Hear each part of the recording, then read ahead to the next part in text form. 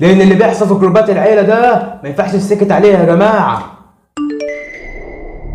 اهلين، النهارده هنتكلم عن مجتمعات السوشيال ميديا. مجتمع سوشيال ميديا. ونبدا باول شخص معانا، التويتر، سابقا اكس حاليا.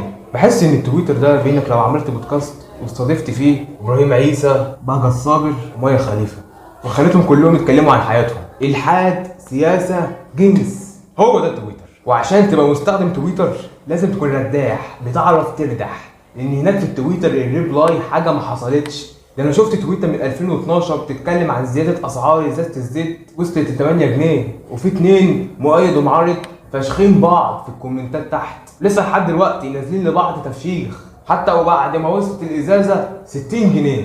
ونيجي نتكلم عن الريدت ده بحسه انه ميكس بالبرنامج صبايا خير على صاحبة السعادة على العباقرة. يعني تلاقي واحد عنده مرض نفسي ونازل قصته انه هو صغير بنت خالته اغتصبته، ولما كبر شوية جوز خالته اغتصبه، ولما كبر قوي خالته اغتصبته. تلاقي واحد تاني منزل بحث علمي عن فوائد تخمير البوكسرات من ورا لتهوية المؤخرة وتفييح التجهيز. ونيجي لعمنا الكبير الفيسبوك، يعني التصعيد الغير مبرر، يعني الفتاوي الاونلاين المهلبية، يعني الحلال شرعا والحرام مطلقا. اديك مثال، كلنا عارفين ان المسلمين والمسيحيين اخوات وشعب واحد، والهلال يساوي الصليب ويسقط الاحتلال والكلام الحلو ده في الافلام. انما على الفيسبوك بتلاقي واحد بيحرض على التبول في الكنايس، وواحد تاني ماسك مسيحي في الكومنتات عمال يقول له قول الشهاده لحد ما كرهه في كل الاديان. مش عايزين ننسى اخواتنا اللي بيعملوا بلور على صور البنات. From beholding your beauty.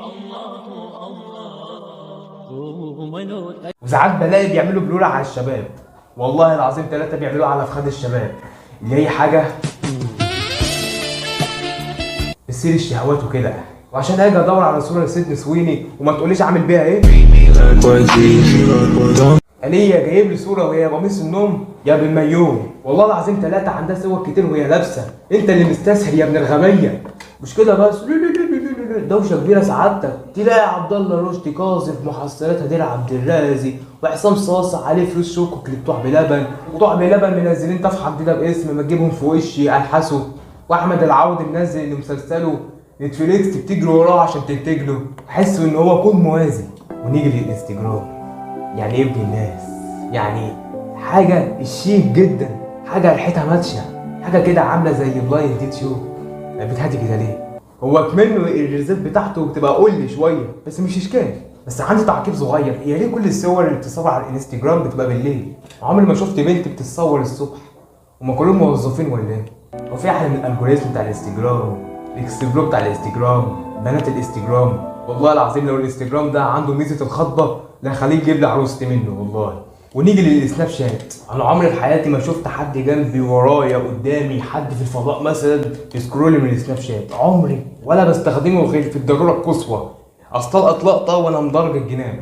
ودايما الاقيه بيقترح لي الاكونت البت اللي ساكنه قصادي اللي كل ما اشوفها تبص لي بقرف وتناكه، وتبقى مسميه نفسها على السناب شات شوشو هاب او شوشو توليد الدلع، وتبقى كل صورها حاطه الكاميرا في عبها وفاتحه الكاميرا ومش ظاهر فيها غير فرق استديرها.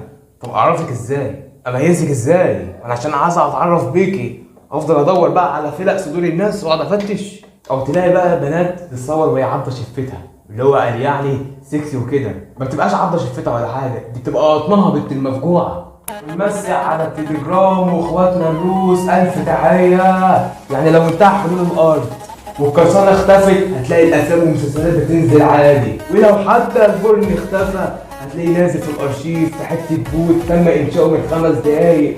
تكتب فاصله عايز صور وفيديوهات هيجيب لك، عايز فضايح هفضحك، عايز معالج اوضه نوم هنجد لك السرير. بس عندي تعقيب صغير لبتوع التليجرام، اتمنى لما تنزلوا الافلام والمسلسلات اعرفوا ان في جوده ما بتعبروش ميتنا اسمها 480 او اقل. انا زين بيت بقى 500 ميجا من الباقه وعاوز اتفرج، بلاش اتفرج يا سيدي، عايز اسمع الفيلم، ليه تكسروا نفسي؟ واخيرا الواتس، شيال الحمول والجروب، وطالب من اداره الواتساب يعملوا زي اليوتيوب ويعملوا نسخه الكيدز، لان اللي بيحصل في جروبات العيله ده ما ينفعش السكت عليه يا جماعه.